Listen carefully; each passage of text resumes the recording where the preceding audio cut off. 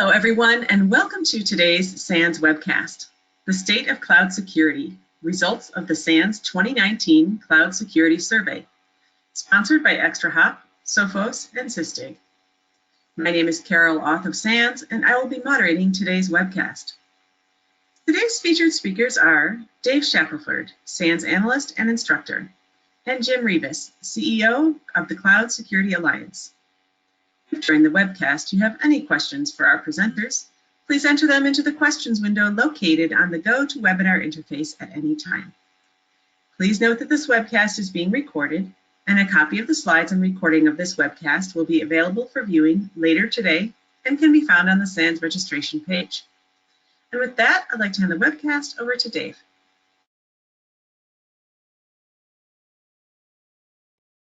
Excellent. And thanks, Carol, and thanks so much, Jim, for being here, and for all of you guys joining us as well.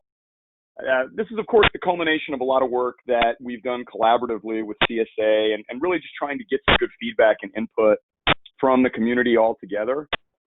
We've been at this for a few years now, and I think the goal, as many of you could imagine, is really more just to find out what the heck is going on out there. We know cloud is definitely seeing a surge in use. There's a lot of different use cases. There's a lot of different scenarios that people are starting to explore with regard to cloud types of services.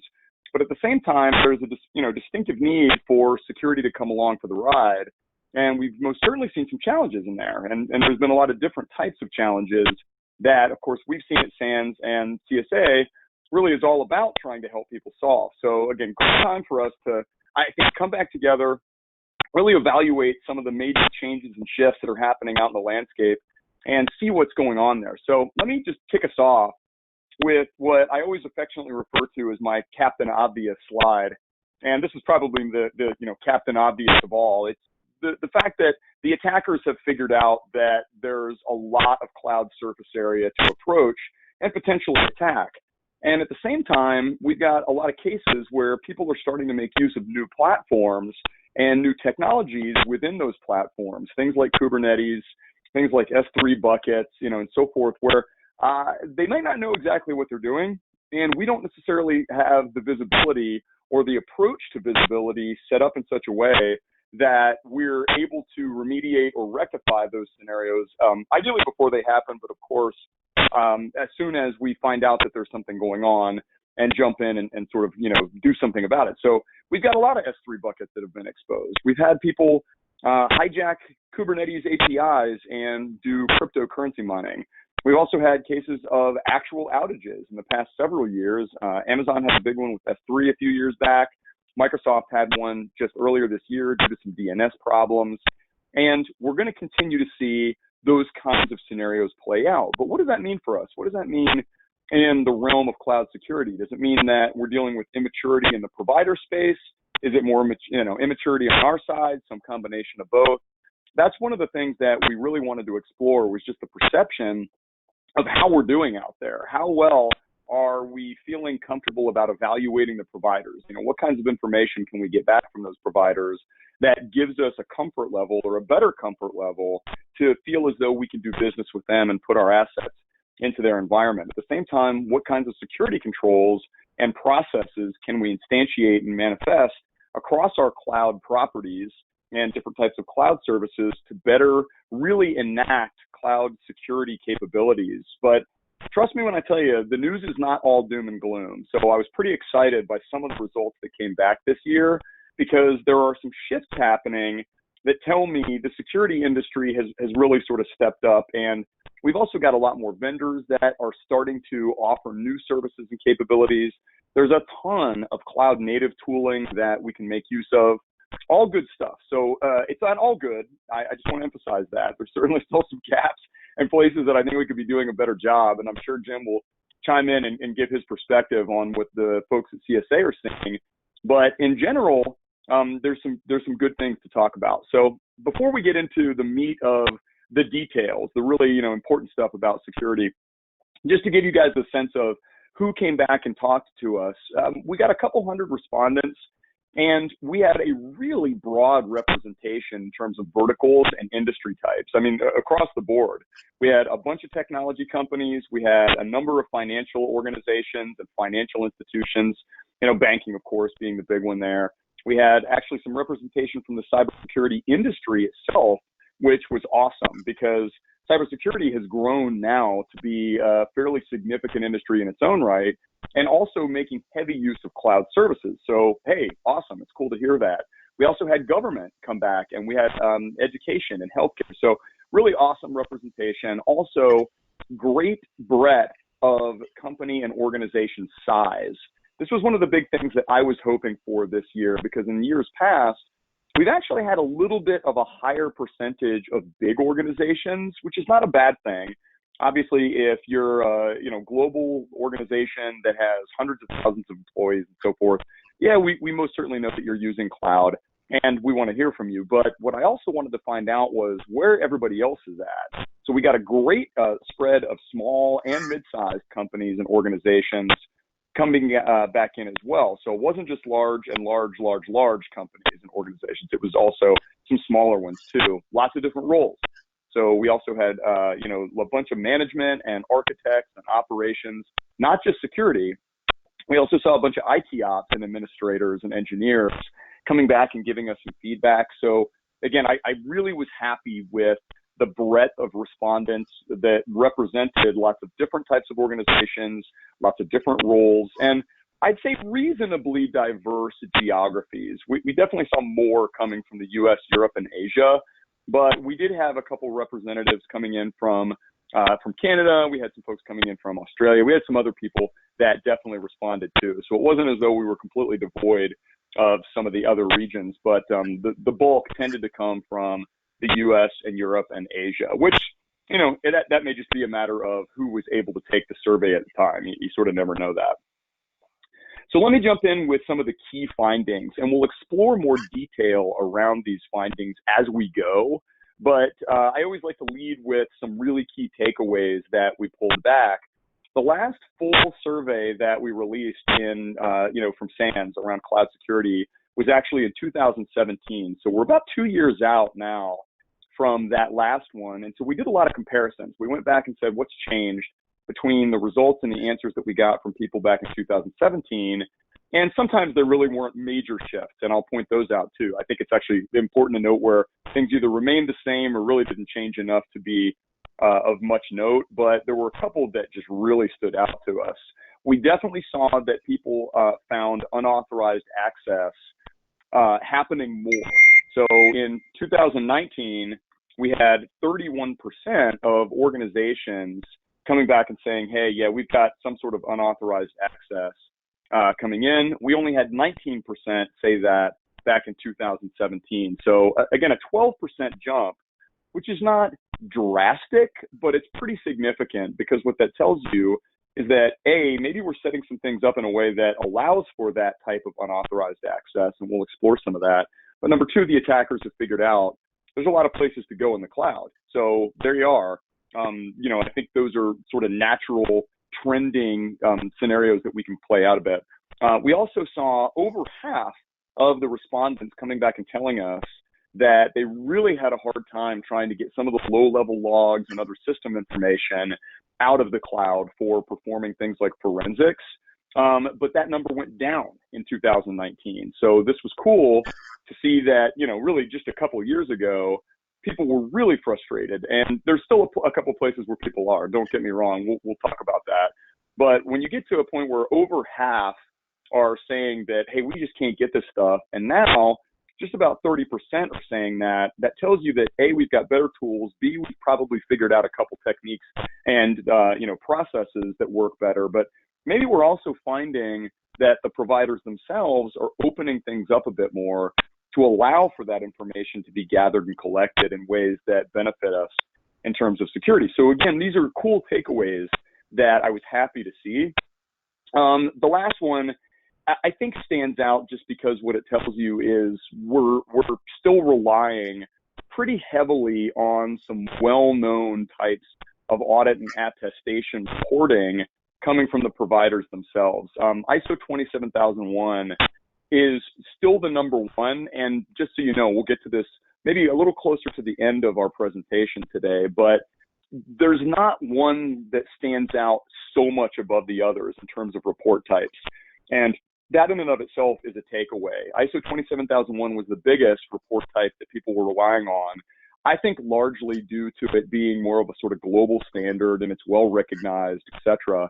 But it wasn't head and shoulders above a lot of the other ones we asked people about either, which means I think we're sort of starting to rely on a multitude of types of control data and attestation reporting that tell us maybe a broader, bigger story about the kinds of things that the cloud providers have. So we'll come back to that one a little later on. I think the evaluation of providers is a big deal for security professionals for obvious reasons. And this is an ever-evolving space and area too. So let me just give a little bit of a take on some of the things that we saw this year as far as just cloud use. And I think the big thing that sort of surprised me a bit, we asked this question. We said, look, what are the biggest things you're using? Why are you using the cloud? Is I guess a different way to couch this. And business applications and data storage, or something tied to data and data storage and interactions was at the top of the list this year. But we saw a pretty significant drop in people specifically stating that they were using workforce types of applications like Dropbox or others. Today, we only saw about 45% saying they were using those types of apps, and 84%, I mean, a huge percentage of organizations stated that they were using those in 2017.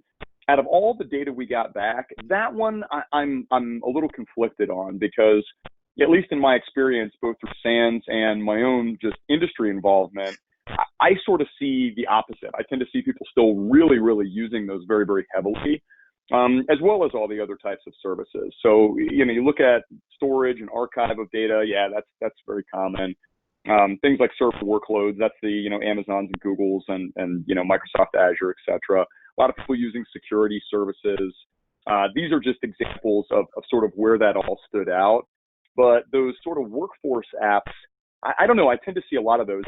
I'll throw it over to Jim. I just wanted to get your perspective on this, Jim. Is that a surprising result for you to see that less than half came back and stated that they were making use of those?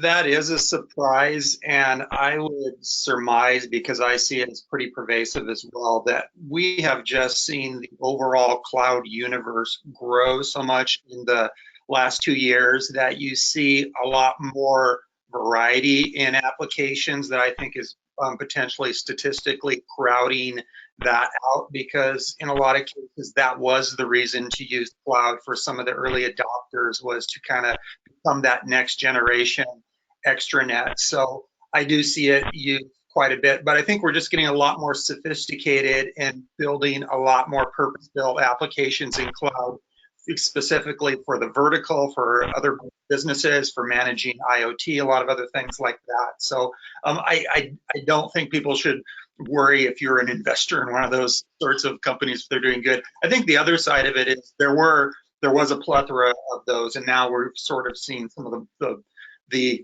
cream rising to the top in that space. Yeah, that's fair. And maybe it's too generic of a category too, right? Maybe we're seeing, as you stated, things sort of, peel off and really become more specific, vertically oriented services that have their own categories that we'll flesh out and sort of bring up in the future. But big change from the last time we asked people, for sure. A couple other things about cloud use that we wanted to find out, certainly given what we're seeing out in the industry, is just how many different cloud providers people are in fact employing altogether. And so consistent from the last time we asked, we saw about a third of the respondents come back and tell us that they were really only using a small number, 2 to 3 cloud providers at most. I think if I'm sort of correlating data here, and we didn't tie those data points together specifically, this is just me thinking out loud, I think we had enough representation response-wise from smaller to mid-sized organizations that makes sense. I think if you're a very small organization, it might be unlikely that at least as you're starting to use cloud, you're just going to jump out there and use dozens of services. You might start with 1 or 2. that are really required or needed for your business. Maybe you expand a little bit out into one of the infrastructure providers. But 2 to 3 stood out as sort of the top number there. We also saw a very small change in folks that were only using one. I think it's negligible. We saw 17 versus 16% coming back and saying that they were only using one provider. So I just look at that and say, okay, that's sort of a non-starter from a data point. I do think the last one's important though, and this immediately I think brings us to scenarios where organizations are feeling more comfortable outsourcing services into cloud-based, sort of deployment models, as well as the large organizations that are out there. So almost doubling the answer where people came back and said they were using more than 20 different cloud providers. And that doesn't surprise me at all, just because if you were a large organization in 2017 that were using a significant number already, you're going to have probably added several cloud service providers for different reasons since then. I mean, 2 years later, it isn't uncommon to find that really big organizations are using even dozens of different cloud services in various ways. Is that something you're seeing too, Jim? Are you just seeing a general growth in that number where people are really using a lot of different providers on the larger end? Yeah, so beyond sort of that generic, hey, everything's getting bigger, cloud's getting bigger, more people are doing it. More specifically, drivers for this that I've seen are the data sovereignty issues with different nations having those data sovereignty rules where you've got to keep certain types of information within the country, which we can have a whole nother debate on if they're really doing that in the right way and if the information actually stays there. But I've seen that cause certain IT strategies where they look at the different availability zones. And the other one I've seen on highly regulated businesses is the financial services is one where they really do not like to see all your eggs in one basket. And even if it's not something where you can easily fail over from brand A cloud provider to brand B, which is very hard to do, knowing that you have good business relationships as well as good technical expertise from a risk management and a resiliency perspective, that's also been a big factor. But I'd also say probably that an increase of CASB's having really good sorts of databases of a lot of different cloud services. And so you can go look them up and say, hey, oh, that one, they do have the ISO certification, or they do have that's creating from a security and a risk management and a vendor procurement perspective a greater comfort level with a greater number of cloud providers. So, those are things I see from it, talking to different cloud users, cloud tenants on why they're doing more versus less. Yeah, that makes sense too. I think that CASB point is an important one, because the increase in maturity for cloud security services is sort of a natural tie to people's adoption of additional business-oriented services too. If we feel like we can get the security that we need through whatever means possible, then I think you're going to see more organizations gaining that comfort level and starting to adopt more cloud services at the same time. And that's a natural lead into the next point here, which is people feeling comfortable putting more sensitive data out there too. And if you go back to our last survey, this is fairly consistent. We definitely saw that people even in 2017 were already getting reasonably comfortable with putting their sensitive data into the cloud of various types.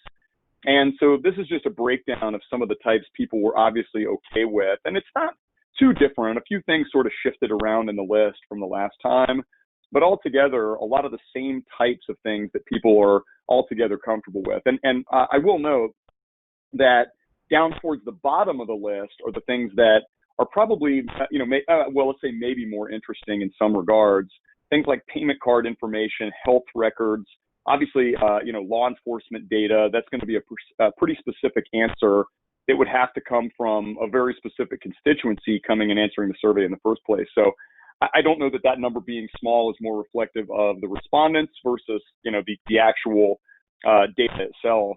But I think looking at the top end of the list, business intelligence, intellectual property, personal information, back to the sovereignty that you just mentioned a minute ago, Jim, I think that's probably hand in hand, especially with GDPR and privacy law and things, getting more comfortable with larger providers that have that sort of geographic centricity in various locales. This is not a surprise to me, I guess, is what I took away from this. Seeing that people are getting comfortable putting that data out there, I think just goes right along for the ride with, the maturity of the industry altogether.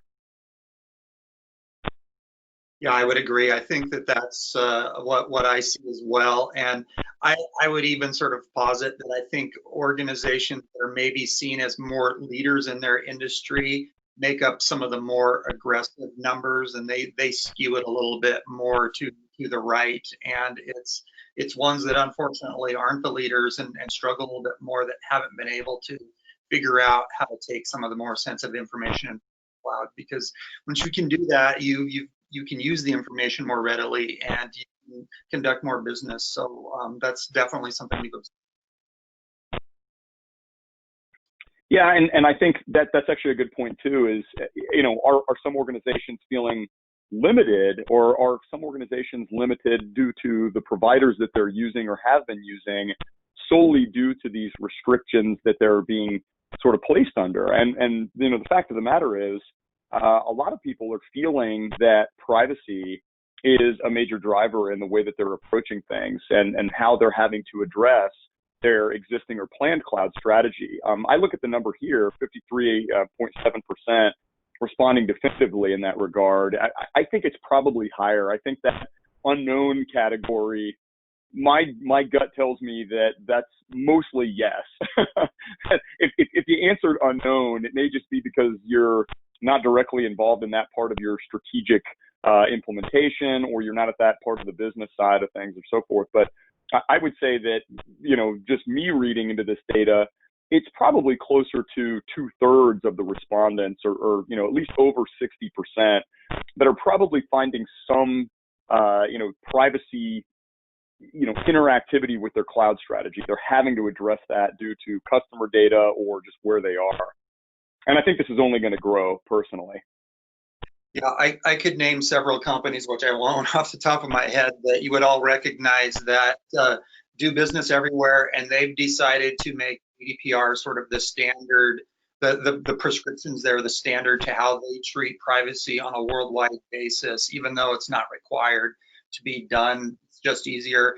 And a data point that we have, we do GDPR research. We created a code of conduct, and it was by far the fastest translated document we created into Chinese or Chinese chapters. They're just very interested in what that means, both I think for their country as well as for companies there, and how they be global players. And we see that interest basically across the board. So it's not just a Europe issue for sure.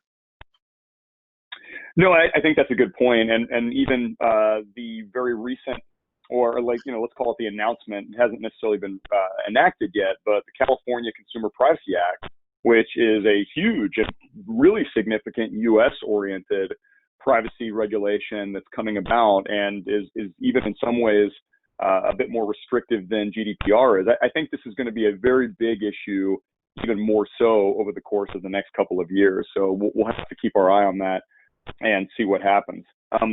Let's shift gears a little bit. Let's talk a bit about some of the different types of tooling and controls that people are starting to make use of.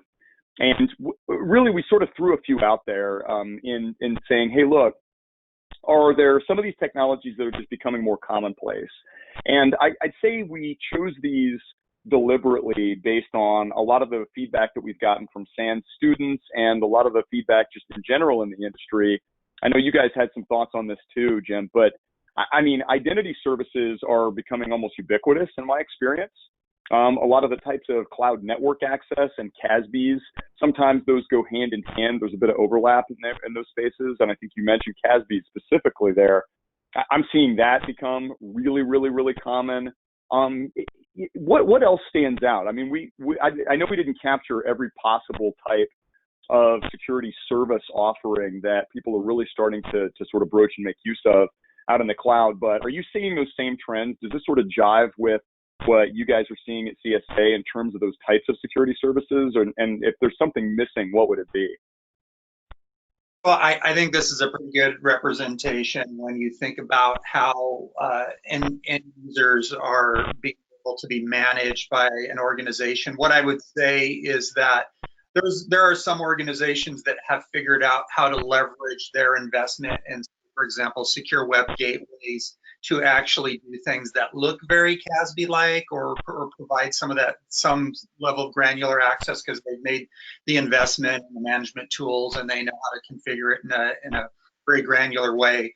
So the identity providers, that area is absolutely, not only are we seeing that just go crazy, but we're seeing it just have very tangible ROI and being able to onboard and enable like a partner ecosystem.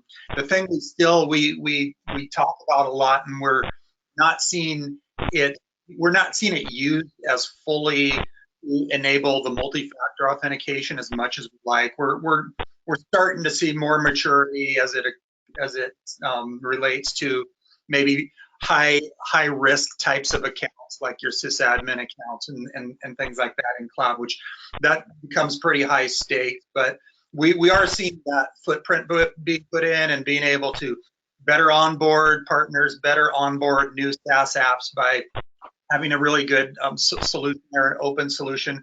But we've got to use it more fully, I think. Yeah, and I think that's something we're going to see here in just a minute, because even though we're definitely seeing the uptick in adoption, there's a couple places where I think there's still a lot of room for growth. I think there's still a lot of room for really tying into more of the cloud native, APIs and things that are being introduced by the providers themselves that those services can then sort of latch onto and make use of. So let's come back to that in a minute.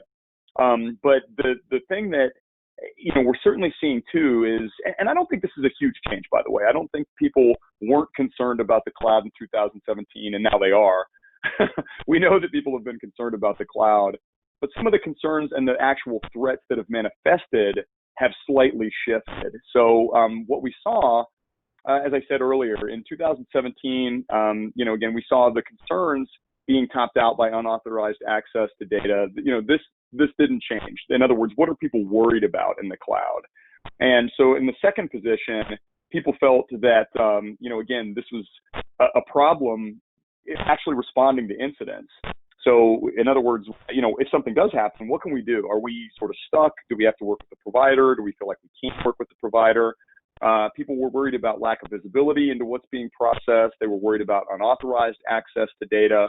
And so, I think to sort of come back to the issues that actually happened, because I think, and Jim, I know you've been involved in the industry forever.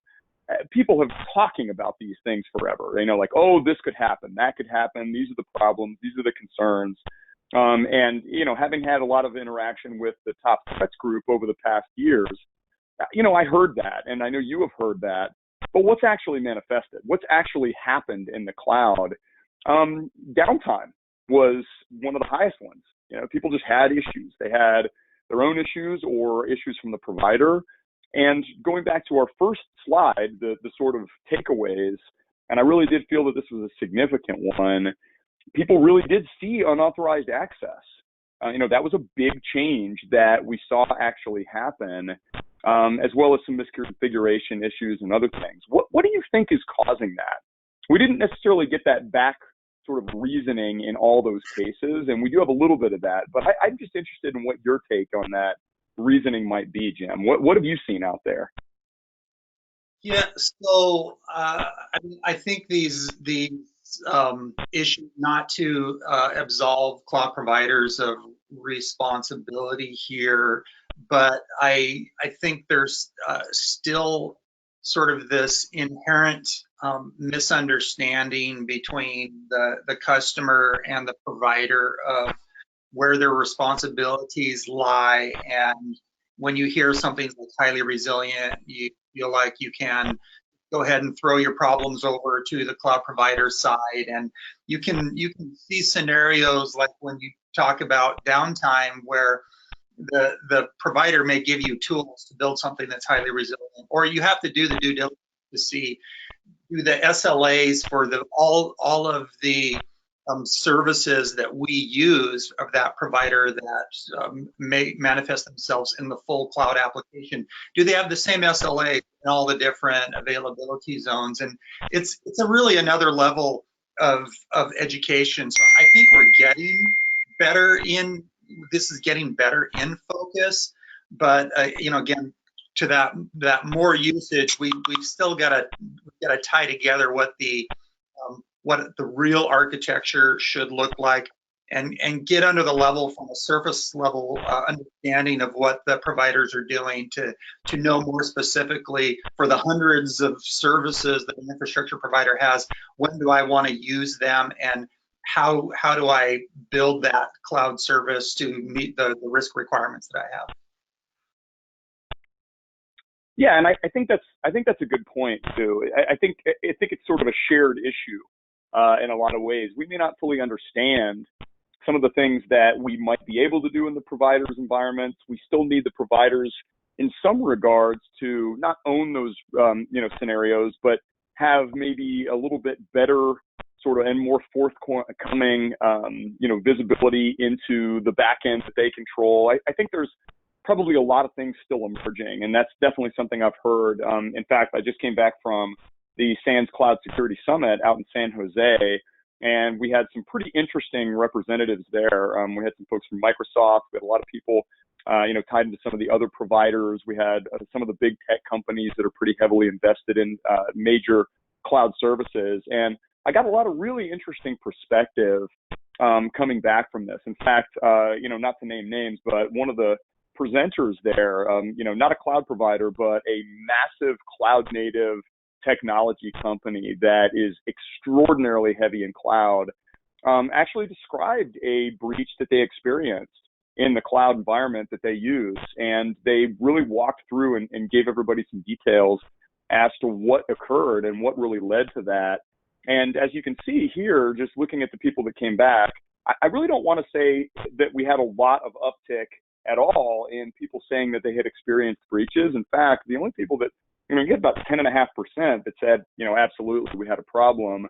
And then you've got this other 10.5% that said, yeah, we think so, but we can't really prove it. Well, to me, if you think so, but can't really prove it, you probably had something. So maybe, we hedge our bets and call it, somewhere in the middle there. But I think this is not a huge number. It's not as though the majority of organizations out there have had problems. It's still sort of a smaller percentage as far as the community itself. But when we looked at what happened, that's really what I wanted to take away and get into here. What really happened. And this is where I just wasn't at all sure.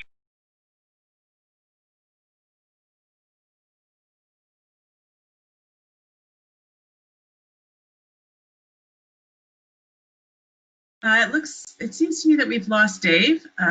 Please let me know if you guys agree. I hope it's just on my end.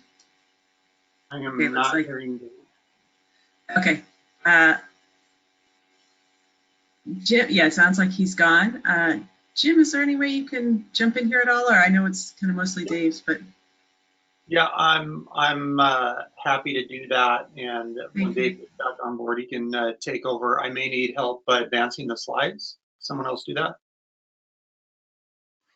Yes, I'll take care of that. Okay, so just to sort of look, if we go back to the last slide, I'm sorry, to just sort of finish up on the attacks that we're seeing. So, this is something that actually really does correlate with what we've seen with like our top threats research. And you can look at when we look at sort of root causes, when we see some of the mistakes that are made that cause like an insecure API access, misconfiguration of cloud services, that it's really we're moving pretty quickly, where it's the agile and now continuous deployment types of software issues have caused us to be able to roll out applications so quickly that we haven't figured out how to necessarily put all the quality checks in there. And then the credential hijacking, as I was saying, from like the identity management, multi-factor authentication, that seems to create some really a a big low-hanging fruit for the malicious actors to go attack. So looks like we've got Dave back. So yeah, sorry about that, guys. Yeah, and thanks for jumping in, Jim. I'm not sure where you guys lost me there, but I was probably on a mild soapbox about how I wasn't surprised in the least at the top results of this answer. Because, you know, account hijacking and credentials, I mean, we have the same problems everywhere, right? And Jim, I heard what you were just saying a moment ago about the CSA top threats research. I mean, I think consistently at the, you know, not necessarily right at the top of the list, but pretty close to it, that's been one of the big issues all along. You know, it's been issues with credentials, it's been issues with account management and account lifecycle and identity and access management components. And if you look at a lot of these top pieces, you know, the account hijacking, privileged user abuse, you know, et cetera, I think they all actually stand out. One thing I want to mention here quickly, and I'll just sort of, again, bring in some perspective that we just gleaned recently from some of the responses and information we got at our Cloud Security Summit. Number 2 on this list is misconfiguration of cloud services. And I think if you sort of look at that and say, well, what does that mean, right? What kind of cloud services are we talking about? The number one thing that every single presentation at our Cloud Summit sort of came out with, that they said, hey, this is not only the, you know, maybe the most important thing to take into account, it's also the thing that people screw up the most. It was unequivocally identity and access management in the cloud. So things like AWS IAM, things like RBAC and Azure, you know, all of those places where we've got to be able to set up privileges and roles and so forth, people aren't good at it. And they know that they're screwing it up and that they're doing it maybe not in an ideal fashion. And what I heard from a lot of folks was that they were really hoping to see more tools and even cloud native capabilities emerge to help them do it better, which might lead to some of this stuff actually dropping, you know, hopefully over the course of the next couple of years. So Jim, I don't know if you talked about that at all, but I heard this like loud and clear from the industry just consistently that people just don't feel like they're doing this as well as they could. Yep. Yeah, it's an education gap. I think we've switched what we expect the security workforce to do. And I just related to this, I hear a lot of CISOs say that we want someone who can really understand various of these issues, and we're struggling to hire those people or train our existing people quickly enough. Exactly. So let me just jump in here. Okay, looks like I've got access there again. Okay, so I know you had sort of shifted to this one just a second ago, Jim, so I'll hit it pretty quickly and just sort of saying that I wasn't necessarily surprised to see which were the top total responses. What I was a little bit surprised to see was the overall number of things that people were still managing internally, almost wholly internally, or much more than I would have expected. I think there's a couple places here that I might have expected to see sort of a larger perspective on the security as a service. You know, something like that where, you know, maybe you're looking at, let's call it, you know, network access controls or identity management. Those are still, in my opinion, those are still a little bit smaller numbers on the things like security as a services, you know, in the security as a service type offerings than I would have really expected to see at this point. And we do have things like CASBs and software defined perimeters sort of down towards the bottom, things that are more emerging technologies, maybe more SDP than CASB. CASB is pretty mature at this point, but looking at some of the things on the top, it really still feels like most organizations are handling things internally and haven't quite made that leap yet, at least in a couple cases. Is that still sort of what you're seeing, Jim? Are you guys seeing a big shift out, or is this, you know, sort of jiving with the research you guys have done as well? Well, I don't know if it's maybe more of a self-selecting group that we're dealing with. It did surprise me that it was a little bit more internally managed for some of these numbers than what we see. So I'm wondering if it wasn't somewhat of a little bit different audience where they've just invested and they've got such good mastery over how to run these internally. They haven't seen as much of the ROI, but we do see things like, hey, we had some employee turnover, or we acquired a company that business events, activities like that have tended to shift people more over to the security as a service model there. So I think it's growing, but it does seem a little bit bigger than what we're seeing. Yeah, and you know, this is one of those where I would strongly guess if we asked the same exact question next year, we would see those numbers, the sort of red in both and then the green security as a service, probably across the board almost start gradually shifting and growing versus that internally managed. I think you're still going to see, you know, let's face it, a lot of organizations are still going to have network access controls and firewalls and other things that they've had internally. Same thing with some anti-malware. I mean, I don't think that's going to be a dramatic shift. VPNs are just slow to move. They're things that people have invested in for so many years. But a lot of these other areas, I'd really like to see some additional growth in. I'd like to see people getting more comfortable with the idea that security service offerings give them better capabilities across, especially not just one cloud, but more than one. We also saw lots of growth just overall in things like CASBs, encryption gateways, identity management solution. Altogether, we still have low numbers. You know, we're seeing too much of that internal management altogether, I think. And so we'll have to come back and see whether or not people, eventually start picking up on that. Let me just jump in and sort of give you guys a quick take on the overall sense I've got, and SANS I think has, and Jim, I definitely want your opinion on this one. I think people have embraced the fact that cloud is here to stay. This is what I take away from this. Seeing the number of organizations that have the governance and the policy in place, this is growing, and I'd expect it to continue to grow. In fact, I thought it would be a little higher, honestly.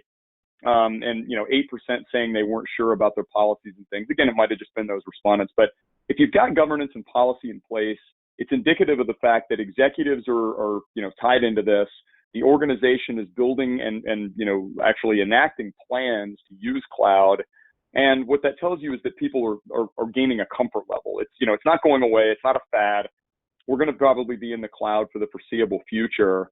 And we'll come back to the second point, but the big negative here was that people aren't using APIs as much as they should. And so that really has barely changed since the last time we asked. What's your thoughts here, Jim? Yeah, so a couple of things here is we've seen some pretty good and mature sorts of cloud first policies that have said, really look for new IT initiatives, look for the use of cloud, which is sort of driven that and sort of mandated that you have good governance in place, and hopefully they're seeing some of the benefit of some of the CSA tools and controls matrix for doing some of those things. The issues on like not leveraging the cloud provider APIs is, I think initially we saw this as, hey, we're going to try and create some things that are going to allow us to transcend a single cloud provider and do a better sort of integration. But you end up losing so much functionality doing that. And so we've seen a shift back to using the provider's APIs that are most appropriate. But again, it's sort of this, so much is hitting people at so many times, they'll create some code and then realize, well, I'm duplicating something that's already out there. So it's not willful negligence that I'm seeing. It's just not really being aware of what capabilities are out there. Yeah, I think that's fair. I think actually, I would say I know just from teaching a lot of classes and talking to students and people in the industry, I think people are still learning this. I think security is in fact still having to come up and figure some of this out, and it's not native to them, right? A lot of security folks don't come from development backgrounds or just aren't naturally familiar with how to leverage APIs appropriately. And so, it's good to see that at least close to half are using APIs. I think I'd be really concerned if the number was dramatically lower, but I had hoped to see some growth here from the last time that we asked folks, just given that growth in cloud and also the growth in some of the service offerings that are there. The ones that are using this stuff, it's, predominantly config management, using different types of tooling to manage things like system images and containers. It's, logging and event management, which interestingly enough, I feel that having talked to a lot of people, I feel people sort of feel forced to do that, right? The logging and event management is one where we know we need logs. We know we need that data to be able to perform any sort of monitoring and response. And you almost don't have a choice when you go and make a commitment into a cloud provider environment, whether that's Amazon or Google or Microsoft or whoever. You have to take advantage of some of the APIs and the API capabilities to be able to get that data in the way that you need it or want it. And so that's one where I sort of look at it and go, okay, that's a natural fit. In fact, it might have been the highest one if I had to guess. But overall, these are the things right at the bottom, though, right? Forensics and incident response. I still feel like this is a place where people are really still struggling. Any thoughts there, Jim, before we move on? Yeah, so the good thing about just overall where we do see intelligent use of the APIs is we're seeing a lot of really cool, like, enterprises that you wouldn't think of as tech companies creating GitHub repos and sharing these and talking about them, so you see how to really use these APIs in the right way. The forensics, I do hear back on the forensics and incident response side is still some of what was referenced earlier, some concerns about it's not as bad as it was, but access to granular enough log file information, and it's hit and miss. Like I think you were saying, different types of applications in the cloud do a better job of exposing the log information that you need. But that is kind of a struggle that I hear that's pretty consistent, that we need to do a better job, and it's a shared responsibility. Yeah, agreed. And I think some of that will just sort of flesh itself out over time. I think people will, as they start integrating some of these tools too, and that's why this is a natural follow-on to that question was, hey, look, if you're struggling, do you have controls integrated that might help with some of that? And so SIM is, right there. We have close to 50% feeling pretty comfortable. They've got that event management. Some of the network access controls and things people have had to do just to be able to create, if nothing else, hybrid architectures and ensure that they don't have a bunch of open ports and things sitting out there, which is fine. The controls that people are still moving towards, and this goes right along with, I think forensics problems, right? Look at those low numbers, right? People just don't have that integrated there. The forensics, the incident response, the, endpoint detection and response, this is one of those places where I think a lot of people are saying, okay, we've got work to do. Sometimes it's the vendors that maybe just haven't caught up. They don't work quite as well in the cloud as they had, on premise. I think the other thing that, people are sort of having to take into account is that you may have to choose different technologies depending on the providers that you're working with. And Jim, you mentioned earlier, multi-factor authentication. It blows my mind that people haven't sort of gotten that one under control in its entirety yet. But sure enough, lots of people have, but there's still a number out there that just haven't done it yet. Got to keep our industry with a growth future. So I agree. Yeah, it's one of those things. It's the gift that keeps on giving, right? If you don't lock the front door, somebody will come in. And the other thing we just sort of asked as a corollary to that, and we don't spend much time on it because we talked about this a little bit more in the research paper itself. What we really wanted to just find out was, could you stick with the same vendors? Can you, stick with the trusted providers that you guys have had, or are you having to address, this with a few new ones? And I think if you look at this sort of holistically, roughly half in some of those cases are saying, yeah, we're cool with the current ones. But you're seeing, I think, a mix of these different types of answers come back. I don't think everybody's able to do that. And I think over the next year to 2 years, as we develop our ongoing research, one of the things we certainly want to find out is how well did it all work, right? We'll probably dig into this particular answer a little bit more. So just to sort of move us along and get to the, things like IR and forensics challenges, we had a lot of people giving us some of the biggest headaches they had. The real-time visibility into events, I think that's a struggle. I think people don't feel like they've got the endpoint detection. I don't think they feel like they've got certainly network level visibility, but they also talked about difficulty correlating events, immature processes, the inability to acquire forensic evidence. Do you see the providers getting better with this, Jim, in sort of helping us get additional data that'll sort of bring us up a little bit and create some parity? Or is this still immature on that side, in your opinion? It is still somewhat immature, and it's not because the cloud providers don't have like the knowledge and the technology. It just gets really complex with the just sort of this layered model of how you build applications and applications on top of them, and you get multiple companies involved, and you get concerned about one SLA versus another, and violating one contract by exposing information, directly to a tenant that's using that for some SaaS application that's resident infrastructure. So getting that all sorted out in sort of the proper form of combination of APIs, as well as who should have access to what contractually, ends up being a big part of the problem. And segmenting out like log files that might have multiple customer information is continues to be a problem for certain applications as well. So we're still struggling with that. We could still do better. And this is where it really, if you're able to sort of build things from scratch and use logging APIs from scratch, you end up being a lot happier. Yeah, and I think that's exactly right. This ties right back to the API integration, and anybody that's tried to get their SIM involved in cloud and so forth has already found that out. But I think this consistently from our last survey to now, and I know from your research and what CSA sees, I think the consensus in the industry is we need more and we need better detailed data coming out of cloud provider environments. We need them to give us more. We need more ways to sort of tie in. People are struggling with things like chain of custody.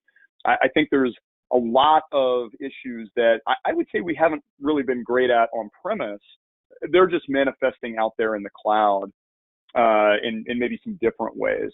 And I mentioned this earlier, but I think IAM is a big problem because it's so pervasive now. This is something I think we've all heard, and I know you guys have probably heard too. IAM touches everything. People having their directories synchronized, people using identity services, single sign-on portals. It's just become so prevalent in cloud architecture that people are starting to see some struggles with it, especially as they grow and they have to start expanding to multi-cloud. What we saw here was, people saying they're getting more comfortable synchronizing in-house directories. I will point out something directly back to you guys, Jim, because I've obviously been a proponent of the CSA recommendations for many, many years and have actually tied those to, things I've taught people at SANS and so on. And one of the things I always point out was that you guys were really early on the sort of proponent for extending things like Active Directory out into cloud-based identity scenarios, right? Because the alternative is trying to juggle those independently. And this was something that took a lot of time for people to really come to grips with. Yeah, it's a virtual world in cloud, and if you don't have the physical buildings and data centers, identity is the main building block of how you can do zero knowledge and how you can do software-defined perimeter, things like that. So it's fundamental. It really is. Yeah, but it's interesting to see people have finally figured that out. So that's encouraging, right? And I'd expect those numbers to grow too. This was one where I really sort of hoped that we would see a larger number feeling comfortable with things like infrastructure as code and security automation and orchestration. I'd say nothing stands out here other than roughly about half. I'd say half the respondents, if we had to just give this a generalization, are using this spectrum of technologies, serverless, plugins for DevOps pipelines, things like Ansible or Chef or Puppet for config orchestration, just the spectrum of this, it has nowhere to go but up. And I see the growth happening, but I think coming back from the security perspective, it is slow. I think security is still a little behind here and has some room to grow. Is that your take as well? Yeah, I think so. I was actually pretty happy to see the level of numbers here and to hear some of these tools be more common part of strategy. So I think that's not bad. We do have work to do, but this kind of goes back to let's build things for the cloud. Let's not just lift and shift traditional applications. Yeah, and again, all this stuff takes time, right? That's just the nature of the beast. To sort of finish up and give the last major sort of thing that we looked at specifically, the audits and pen tests. Pen tests, I think, are going to get better and better. I think the key thing a lot of people know, Amazon just very recently announced that they're going to let people do pen tests without having to go through all the rigmarole for a lot of their services. So the big infrastructure providers are pretty good here. What I think a lot of people I think tend to forget, at least in my dealings with them, is that many of the SaaS and platform service providers aren't there, right? You can't just arbitrarily pen test SaaS providers in a lot of cases. Not all of them are comfortable with that. And there's many, many more cloud providers out there than just the Amazons, Googles, and Microsofts. So the numbers that we see here, I think are good. 55% saying, yeah, we can do pen tests. I think we'll see that go up, but I wouldn't hold my breath in seeing it as a sort of given or a ubiquitous standard there. I think there's always going to be some that just aren't comfortable with that level of being pen tested all the time. The audit reports, I think, is the other piece too. And, obviously, Jim, you guys at CSA have tons of things in the works here that have been around for years. In fact, it's one of the hallmarks of maturity, in my opinion, to see a provider that has answers to the CCM ready to go, right? But, at the same time, as I mentioned at the very beginning of this, I think people are looking at this entire group of reports, sort of all together. I think people want all that they can get is my takeaway. Yeah, I would agree with that. And we're thinking we need to go to the next level now and have more continuous auditing, and it can't just have annual reports. And also the idea of control inheritance. So you have a SaaS application that's inside one of the big cloud providers. It's really sort of an 80-20 rule when you look at common security controls, that the SaaS app still has to do about 80% of it. But educating the audit regulatory side about how these different businesses residing inside of an infrastructure as a service, how they all have a different take on the different security controls and who has to do what, and not everyone has to do all parts of it. There's some education that needs to be done there. Yeah, and I think that goes back to sort of the shared responsibility model and people's familiarity and comfort level with that too. I know we don't have a whole lot of time for questions, so I'll make this wrap up really quick because we may have time to take one or two. I think there's a bunch of takeaways. More cloud, more sensitive data, growing, pretty rapidly, and people are getting more comfortable with hybrid solutions. Still see some frustration in response and forensics. I definitely think we need more automation and APIs as well. So Carol, if you want to take a question or two, I think Jim and I can probably field one or two before we're out of time. All right, thanks. Yeah, we've got quite a few. So any questions not answered, feel free to submit to q@sans.org, and I can forward them to the appropriate party. This first question is, I think that category is too broad. I think this is referencing something from very early in the webcast. I think that category is too broad. Things like G Suite, O360, Office 365, and broad service providers like Google and Azure probably skew that. That might be too vague at this point for you to answer. Do you know what they're referencing? Yeah, I think they're probably talking about the business apps and the workforce types of apps and things that we saw that big drop in. That's my guess, is that we're talking about just the categorical areas of cloud use. All right. Can you please define workforce apps and give a few more examples? Oh, I think we could give a million examples, right? I mean, that might be, human resources applications. I think it would be, collaboration tools. That might be, Slack would be an example of that. I mean, I think there's a million that we could probably give if we just tried to peg it. All right, well, unfortunately, that's all the time we have for today. Thank you so much, Dave and Jim, for your great presentation, and to Extra Hop, Sophos, and Sysdig for sponsoring this webcast, which helps bring this content to the SANS community.